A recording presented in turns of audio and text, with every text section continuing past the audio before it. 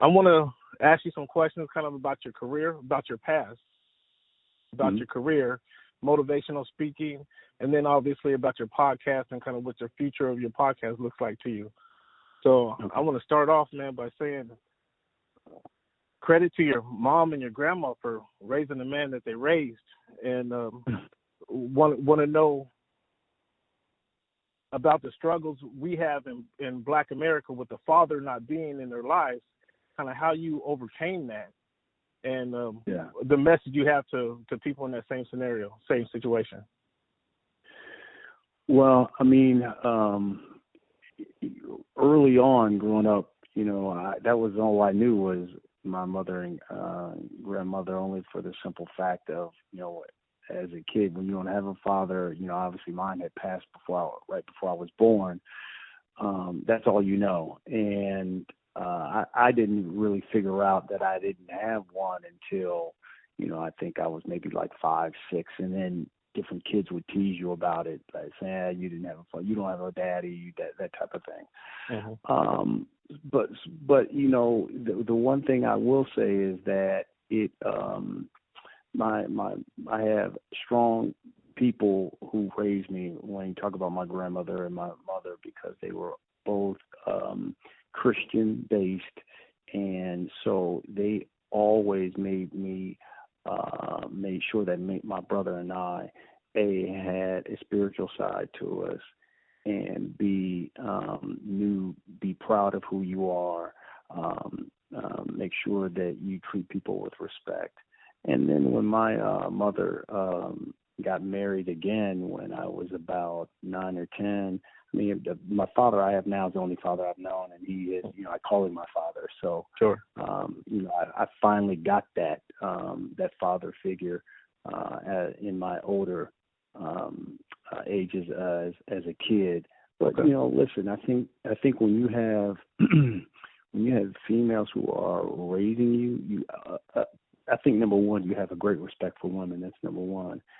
And then number two, they make sure that A, you have a spiritual side, and B, that you are raised to be a good man. I think no matter what happens to you, that be proud of who you are and know that you can accomplish anything that you want to accomplish. I think those are the key values that my grandmother, my mother, and my father now have given me. Well, congratulations on that. As a self-proclaimed mama's boy, you're speaking to another one as well. So that was pretty cool. That was pretty cool to hear that. Aside of you being a living inspiration, as a motivational speaker, what message do you have to those struggling through this pandemic and kind of with their lives overall? Well, I think first and foremost, when they should be proud of what they have gone through, because they have gone through and accomplished something through some very extreme circumstances. And so in that instance, they should be applauded to get to where they are. And I think more than anything, especially the class of 2020 has to realize that they are not only going to be the future of this country, but I think they have something in them that maybe some other classes don't, because they've gotten to this point. And I think they'll probably go into the world that much tougher, that much more assertive. And I think they're probably the class that we'll see that will be not only the future doctors, the lawyers, the leaders of our time, but I think that they are a class that I would say I would look at myself in the mirror and say, you know what, if I've gotten through this, there isn't anything that can hold me back. And I think that's what they should hold on to and be really proud of, because when you have gone through a pandemic and yet you've accomplished great things, that's some great DNA in you. And I think in the class of 2020, that's exactly what they exemplify. Something they should be proud of. I agree with you. How does your motivational speaking impact your sports commentary? I think it really goes hand in hand. It was always the one thing I will say. My mother always wanted me to be a pastor. Okay. So she used to, and I think if my grandmother was still here, God rest her soul, she would probably say the same thing too. So it is really all they go hand in hand because when I'm not on the road, so to speak, I've always enjoyed whether it's a church or whether it's an organization who've always brought me in to go speak to different people. I've just always loved it. I've always loved to give a good message to someone, to inspire somebody. I think that's what we're called to do when, I always say the two most important days of your life are the day you were born and the day you realize why you were born. And, I feel like I've gone through some really extenuating circumstances that have made me who I am today. And I think that I like to share those type of things with people to say, look what I've gone through. And I'm sure you may have gone through something similar. I made it. You can too. So, I just love sharing my message. And a lot of times when you're doing sports, it's the same thing. You're sharing a message, whether it's a game or whether it's about a player and things of that nature. So it really goes hand in hand. That's a great message, the two most important days of when you were born. I appreciate that. I heard that, and I thank you for sharing that, actually. That's a pretty cool message. Talk about becoming a second-degree black belt in Taekwondo. How did you get started in that, and what was your motivation behind that? I've always loved the arts. I mean, as a kid, I loved Bruce Lee. I mean, he was like one of the guys as a kid. I mean, in the 70s, like I think most kids, we grew up watching those movies, trying to implement him, trying to be like him. And I know my mother hates every time I tell the story, but when I was about 8, we went into, I told her I wanted to learn karate. And so we went into a karate studio, and they told her how much it was going to cost. And we walked right out. And I was devastated because she was just like, it costs way too much. and so I've always wanted to do it. And, unfortunately for me, it took about, I'd say, a good 30 years for me to say, you know what, I'm going to do it. And really, I think it was like on my 38th birthday, man. I went into a studio that was here in New Jersey. And, I went in and I always told myself I wanted to do it. And I went into a Taekwondo studio, and then, the first day I loved it. And the instructor was great. And he talked about how, it's more, it's an art, and it's the way you live.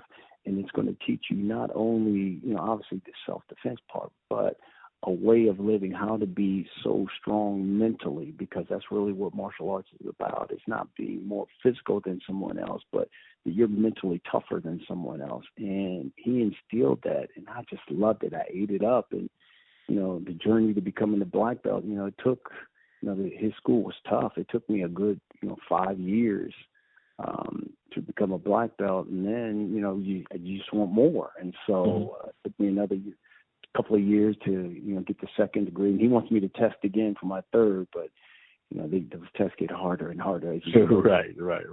So this is a relatively new experience for you. This isn't something you've been doing for a large part of your life. Yeah, I think at this point I'm about 10 years in now. Yeah, so, that's pretty. Yeah. Man, kudos to you, man. That's taking on that challenge. That's impressive. That's impressive. Mm-hmm. Now, how do you correlate your training with Taekwondo? And then I guess you just talked about, you may have mentioned it there, with the becoming more mentally tough with overcoming prostate cancer. Well, I mean, right then and there, I mean, it goes hand in hand because, when I got diagnosed, I was 42. So, I was strong, tough, in the best shape of my life.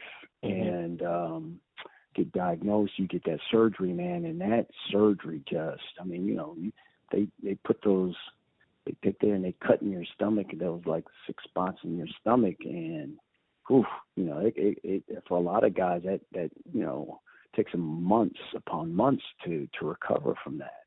And I think I had surgery, I remember in August 15th. I was back to work at the very beginning in September. So I really, you know, as opposed to someone that really recovers after like 3-4 months, I think I was back to work in like 3 weeks. Oh, wow. And I wouldn't recommend that to anybody. Sure. But, you know, yeah, I think one of the reasons why I was because I was in phenomenal shape for martial arts, because there's a lot of abs, a lot of push-ups and other things. So my core was really strong. Mm-hmm. But, you know, that pain that you deal with is, you know, that is no joke. And one of the people who came over to visit me right after I had surgery and I was at home was my martial arts instructor. And he brought like little 2-pound weights. And he said, you know, listen, all you got to do is sit on the edge of the couch, do some arm curls, and then just do some squats with them. Just pick them up. And he goes, you're a martial artist. You're tougher than anybody. Right. You know, it's here in your mind. And he was right. I mean, doing those little things, you know, every other day helped snap my body back in shape. And it helped me from mental aspect too, to say, yeah, I mean, I'm not going to let this thing beat me. There, you know, because cancer and anyone who's been diagnosed knows that it is more mental a lot of times than physical. It's the mental that will bring you down quicker. And I just had to, you know, you have to fight that. That was probably the reason why I responded so quickly. With your martial arts trainer coming back to visit with you, I imagine he was kind of saying in the same breath, kind of get right back into it. Don't take time off, because as we know, it takes no time to get out of shape, as it takes a long time to kind of get into shape. So that's probably absolutely. Yeah. Absolutely. When did athletics become a part of your life? Did you play a lot of sports growing up? Oh yeah, absolutely. I mean, I mean, whether it was basketball, football, baseball, everything. You know, I played sports all the way up until, you know, I went to Hampton University. So, you know, I mean, I knew this was going to be part of my life. I think like everyone else, you know, I had dreams of being in the NBA, but you know, when you 6'1", 6'2", I was like, okay, I don't know if it's really gonna happen. So, you know, I always loved television as well, and so I even knew when I was younger, whether it was junior high, high school. I mean, I just knew that I was going to be a sport broadcaster. Okay. So I was one of those kids that was always focused, knew exactly what he wanted to do, and so I knew this was going to be my life. Very impressive. Very impressive. Which sports do you have the most fun covering? That's great. That's a great question. It's really whatever sport that's in season. You know, I'm like fiending now because, you know, usually we just wrapped up basketball season, whether it's college basketball. And, you know, lately I've been doing Big Three in the summer for Ice Cube's league, and then you know, getting ready to gear up for college football. And so for me, it's really whatever season, whatever sport is in season is the one that you're fully enthralled in. You know, luckily boxing is every month, so I'm always getting my boxing fix because usually we have a fight every month. Sure. Do you have an aha moment? Like you said, you've been knowing you was going to be a commentator in and around sports since middle school, but do you have an aha moment? Would it be covering the Big Three championship here in LA last summer? Would it be some of these boxing events, Earl Spence, Mikey Garcia? Do you have an aha moment where you felt, maybe it came way before that, where you felt like I've arrived, I'm comfortable now in doing this job? Yeah, comfortable. I think I've always been a confident person, so already knew I was one of the best.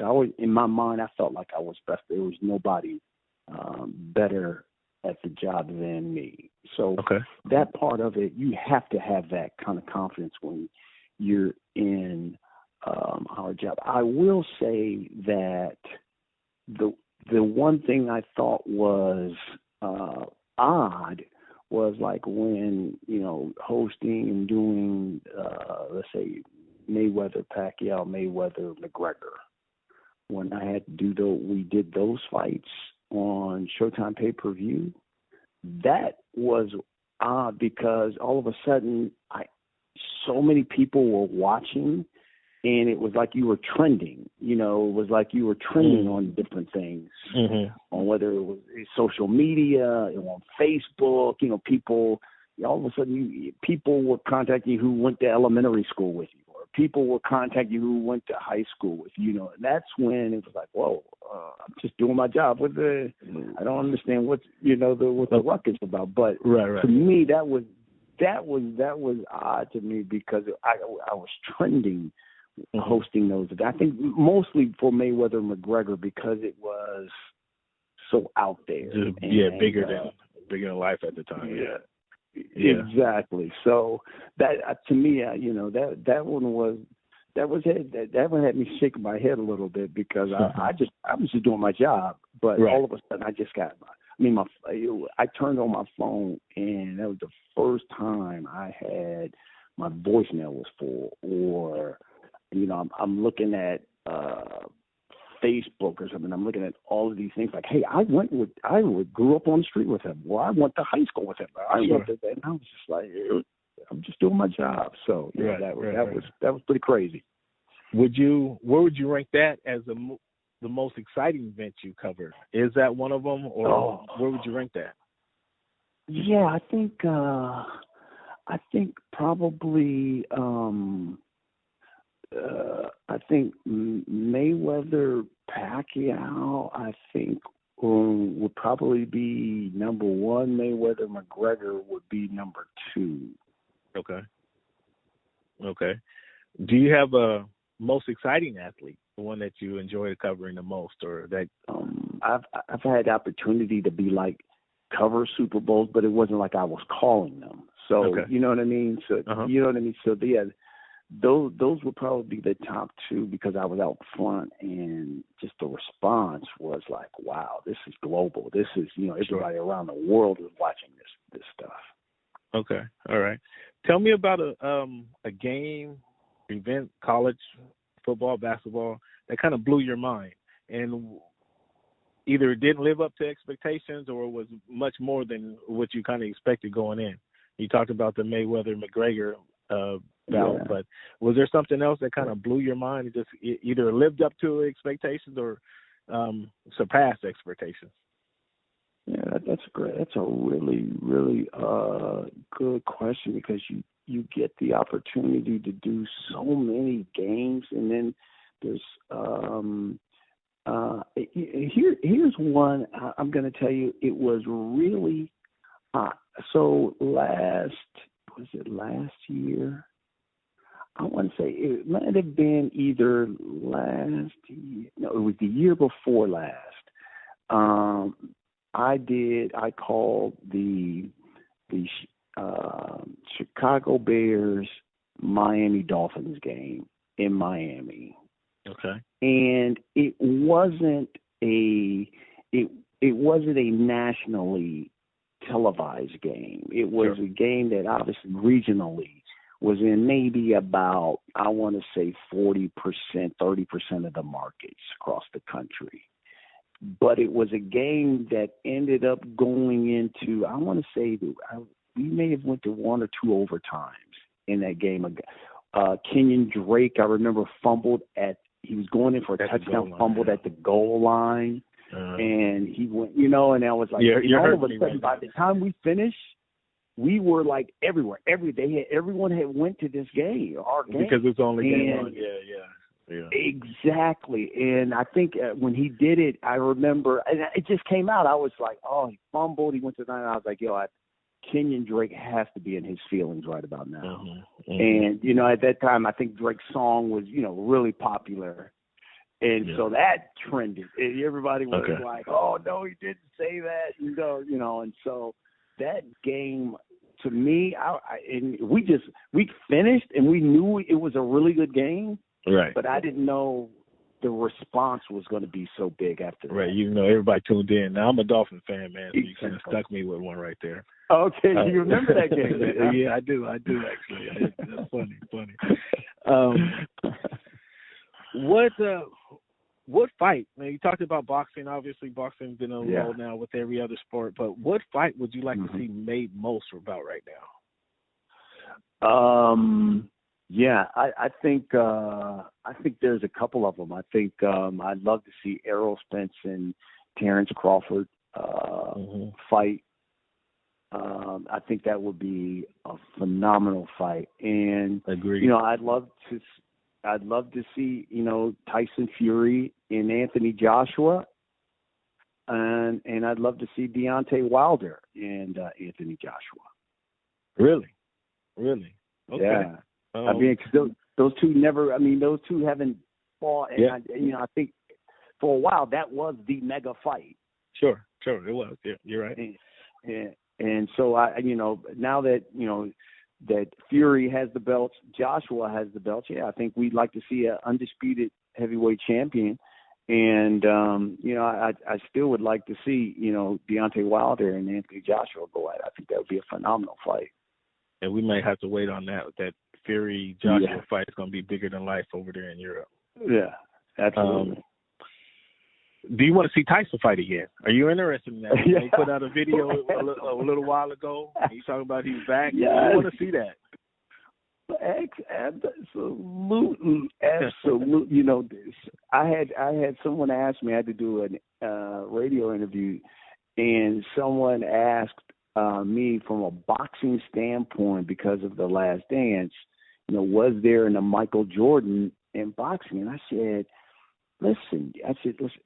Muhammad Ali, obviously the GOAT. I said, but I think you fail to realize, and I told these guys who were hosting the show, maybe you guys are too young because they were in their late 20s or maybe early 30s. I said, well, do you remember when Mike Tyson fought, he was pay-per-view every time he got in the ring. Right. Yeah.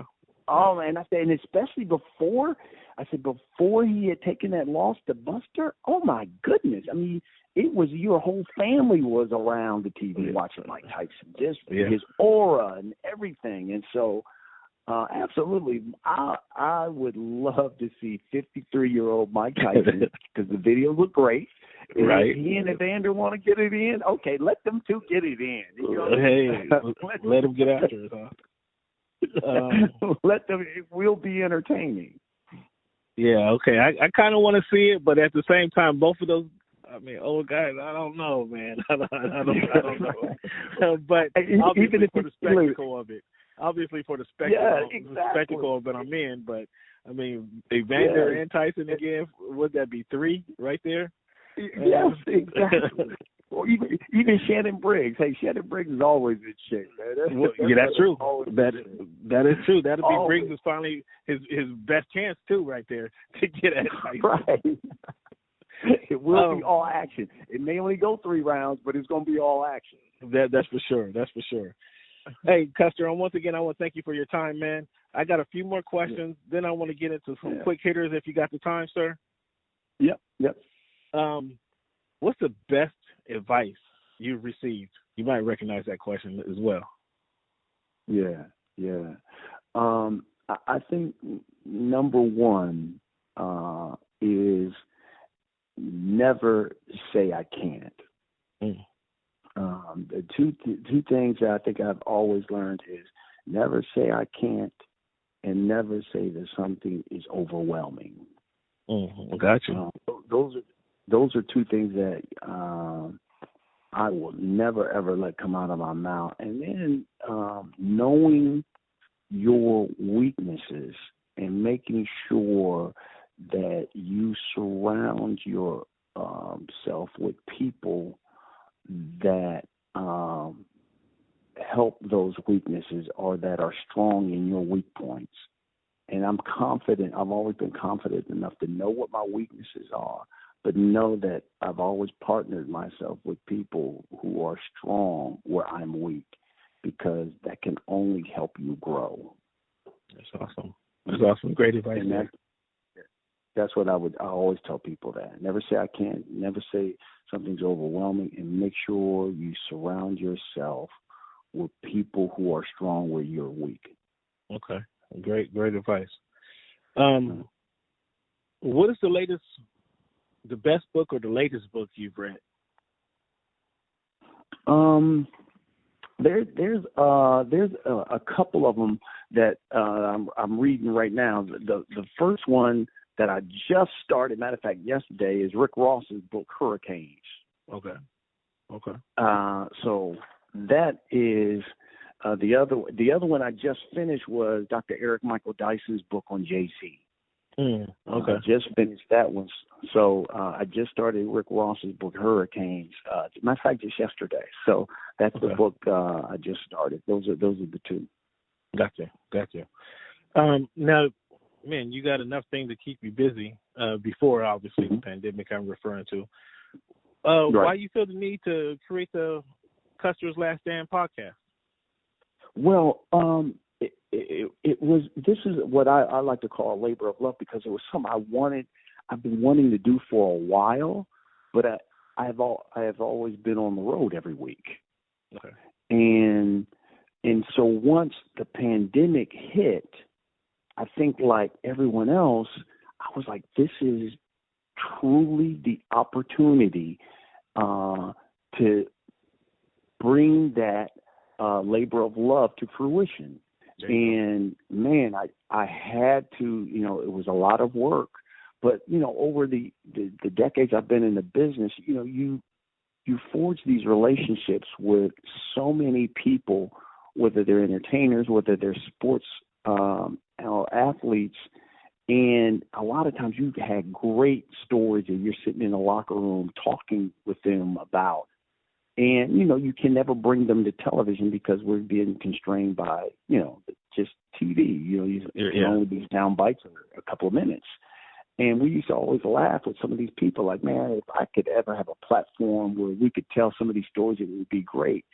And it gave me the opportunity, talking about this pandemic, to really put forth a product I think that people will enjoy from some of the biggest names in sports and entertainment. And then I always make sure that they get something out of it. That is, that it is great stories from, let's say, an Ice Cube. It is great stories from a Donovan McNabb. But more importantly, too, there's a little something in there where they talk about what they've had to overcome to be great. Sure. And that's one of the things, too, that I wanted to make sure that we got, that it's, unfiltered, straight talk, great stories, but yet people come away with something like, wow, that's how that person made it. You know what? I can make it too. And so that's my main reason why I'm doing it. And I think it filled a void to do it. And, I know everyone keeps saying what Joe Rogan is like the podcast king. And well, maybe I'll become the new black Joe Rogan. There you go. There's that confidence again coming out. So you came out the box strong. You mentioned with Donovan McNabb, Ice Cube. I liked Ice Cube's line saying, "Call me in the playoffs," and you asked him to go freestyle. That was pretty funny. I wanted to freestyle for me. That was funny. Can you tell us, give us an insight, enlighten us on who you got coming up next? Who's on deck? Man, we got great stuff. We got Dusty Baker, the new manager of the Astros. That's gonna drop next week, next Tuesday. So he's gonna come out and he talks a lot about forgiving the Astros, that we need to move on from the cheating scandal, and he talks about why it's a shame that only going into this season. Why he and Dave Roberts are the only two black managers in baseball, which is just a travesty that, MLB has just two black managers. So we have Dusty Baker, Errol Spence Jr., After that, we have Villanova, the coach of the decade, Jay Wright. Okay. We have his that was going to drop the week after that. And then we have comedian Michael Blackson. There you go. Dan funny bone, right? Oh my gosh, that interview was so off the chain. So we have him, and we have Terrence Bud Crawford as well, and that's going to come after him. So we have so many people lined up here in the next month and a half that I think people are going to thoroughly enjoy the conversation. I tell you to bring on our guy Scott Farrell, but you might not get a word in edgewise. Yeah, I did his show last week, and it was so funny. He talked the whole time. It was an interview, but he talked the whole time. You gotta love Scott, though. He's a great dude, man. Absolutely. This is Cam Buford once again, LA News Observer by way of What's Good in Sports and Voice of the Fans. Got Brian Custer. Thank you, man, for your time. I got some quick hitters for you, but let the people know where they can find you on social media and your podcast. Kind of give the details of your podcast right here. Absolutely. Well, they can find me on Twitter and Instagram at BCuster TV. They can find the Last Stand podcast with Brian Custer on Instagram. You can also find us on Facebook, Last Stand podcast with Brian Custer. We have all the episodes on there and what's coming up. We also have our own website at www.laststandsports.com. So you can go to the website. And more importantly, more than anything else, you can go to our YouTube channel, and that's Last Stand Podcast with Brian Custer. Make sure you subscribe to that. We drop every episode. New episodes come every Tuesday. So make sure you go to the YouTube channel, Last Stand Podcast with Brian Custer, and subscribe. Okay, I love it. I've already done that, big guy. So you already got a subscriber here. Appreciate you. I appreciate you. No problem. So some quick hitters, man. Just word association. I'm gonna give you a name. Mm-hmm. Give you a name or kind of a topic, and then what your immediate thought is. Yeah. Urban Meyer. Buckeye, really good coach. Okay. Tidewater area. Wow. Hampton University. I think I was coming into Hampton, right? Well, I didn't go to the university. I moved to Hampton in 93, so we may have just missed each other. I think you graduated in 93, right? Yeah. I moved there August of 93. So I came there. I spent enough time on the university. I should have just enrolled in classes, but right. When I hear Tidewater area, yeah, that's all I think of, man. That was the Tidewater Tides, I think was the baseball team. The AAA baseball team, yeah. Uh-huh. Jimmy Johnson, the football coach. GOAT. There you go. The GOAT when it comes to Cowboy coaches, man. Him and Tom Landry. I mean, Tom Landry is like a god, but Jimmy Johnson is GOAT when it comes to Cowboy coaches. Well, let me veer off a little bit. How did you become a Cowboy fan in Ohio, growing up in Ohio? That's a great question, man. As a kid, for some reason, when I was like 5 playing football, again, I was one of those kids, even as a youngster, always watched television. I told you when I was in junior high, and I'm sorry to digress, but when I was in junior high, I was probably the only kid who used to watch Nightline every Friday night. Oh, wow. When I was in 7th and 8th grade. Only for the simple, there was something about Ted Koppel I loved. I loved his delivery, just everything about him. Okay. But when I was a kid, watching college football, I fell in love with Tony Dorsett. Thought he was the guy when he was at Pitt. And so, he gets drafted by the Cowboys, loved Roger Staubach, loved Drew Pearson, and loved me some Tony Dorsett. And in fact, his rookie season with the Cowboys, after his rookie season, he came to Columbus, Ohio, to a J.C. Penney store and he was signing autographs at 10 o'clock. I made my mother. We had to be the first in line, so we got there at the JCPenney at 8 in the morning. I needed to be the first in line, and I still have the picture framed. Tony Dorsett that he signed for me, and I mean, I was just a Cowboy lover from then on, and I told myself, I said I cannot end my television career without working in the city of Dallas, because that's my city. Okay. There you go. I mean, it's so admirable that you kind of knew what you want to do at a young age and kind of brought that to fruition. That's very admirable. So again, quick hitters here. The big three. Love it. And all I think is Ice Cube when I think of big three, and just a really great idea. Yeah, agreed. The innovation is spectacular. The innovation of that to bring it to reality is actually phenomenal. Deontay Wilder. Probably the most powerful right hand in boxing. Okay. Tyson Fury. The most skillful heavyweight in boxing / entertainer. Yeah, he's an entertainer for sure. Earl Spence.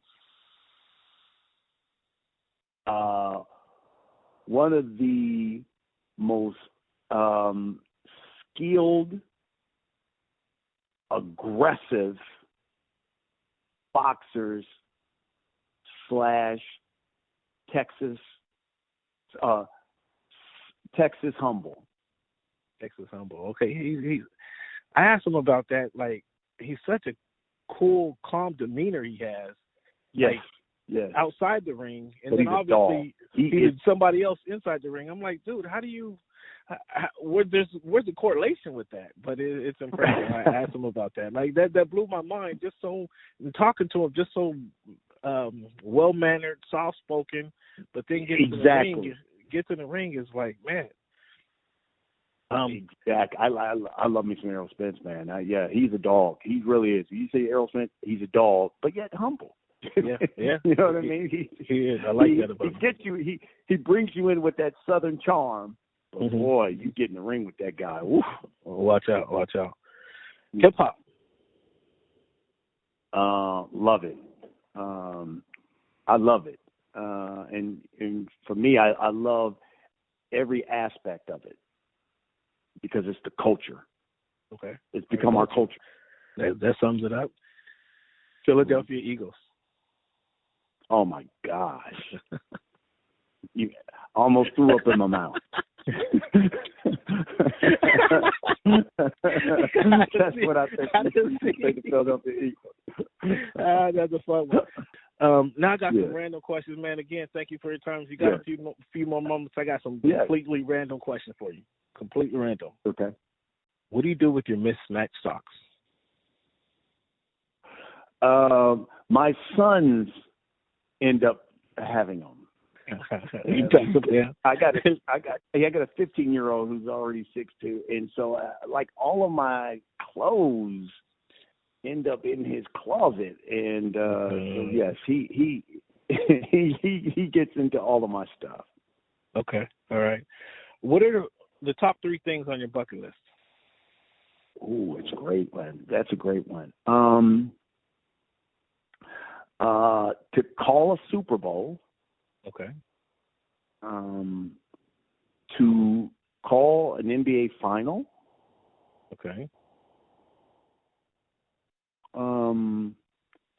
And I think for me, they're all like professional. And I think for me, it is Super Bowl, an NBA final, and in March Madness. Absolutely.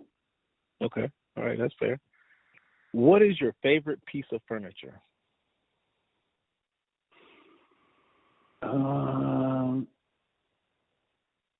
Probably the chair here in my home office because I'm always in it. Mm-hmm. Comfortable, nice and comfortable. Huh? Yes. Okay. Your favorite concert? Drake. Drake? I've already seen him. You know, of all time or lately? This your favorite concert of all? I mean, I was thinking all time, but. Oh yeah. I mean, then it was probably the Jacksons. What was it? The Victory Tour. Oh wow. Okay. Yeah. That was a hitter right there. Yeah, the Jacksons Victory Tour. What movie can you watch over and over and over? Coming to America. There you go. That's a fan favorite right there. We're waiting on 2. Talk to your boy Eddie. You say Eddie 2 supposed to be coming out, right? Well, Michael Blackson, who we will have on the podcast in the next few weeks, he's already said he's in it, and he says it's funnier. He says it's funnier than the original because he's in it working with Eddie Murphy, and he says you're going to laugh your head off. So okay. All right. Well, that'll be interesting. Nice plug there. Yeah. There you go. Does pineapple belong on pizza? No, heck no. Well, come on, man. Try it out, man. You got to try to open up, expand your mind. No. Expand your mind. No fruit on your you put no fruit on your pizza. Now look, I'll say that, and then my wife gets mad at me because she is from Dallas, and I put sugar in my grits, and she can't stand that. That was the very next question. Does sugar go on your grits? You got to put sugar in your grits. She thinks I am the worst at doing it. The only time you don't, if you have shrimp on the grits, that's the only thing that I'll take. I will not put sugar and shrimp on my grits. But exactly. If no shrimp, I got sugar on them. Go to adult beverage. Go to adult beverage. That's a great one. What's my go-to adult beverage? What's the one? Oh, yeah, that's true. She said that a lime beer. Was that like Bud Light Lime? Yeah, the Bud Light Lime. Okay. Yeah. I think Corona has one now. Brian, last one here. Wrap things up. What is the best example you've seen of someone paying it forward?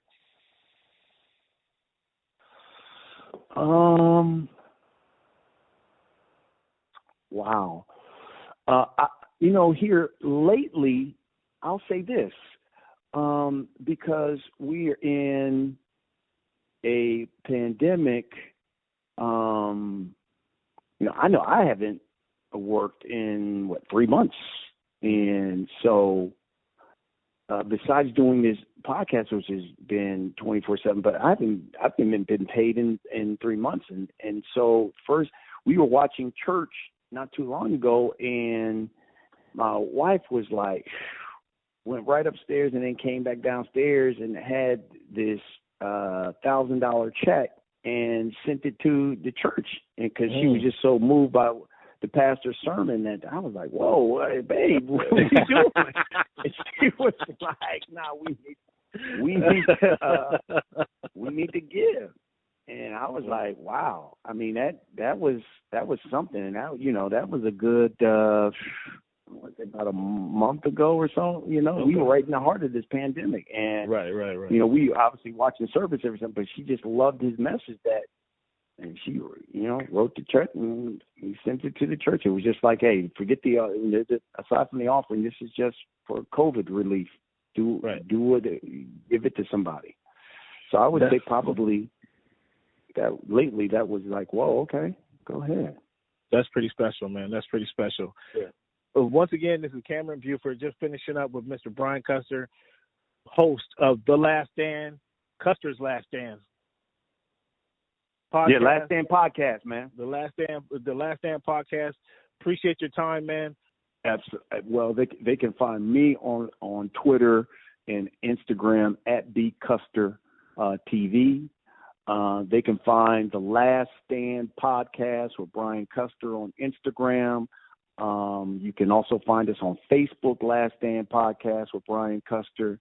We have all the episodes on there and what's coming up. We also have our own website at www.laststandsports.com. So you can go to the website. And more importantly, more than anything else, you can go to our YouTube channel, and that's Last Stand Podcast with Brian Custer. Make sure you subscribe to that. We drop every episode. Every new episodes come every Tuesday. So make sure you go to the YouTube channel, Last Stand Podcast with Brian Custer, and subscribe.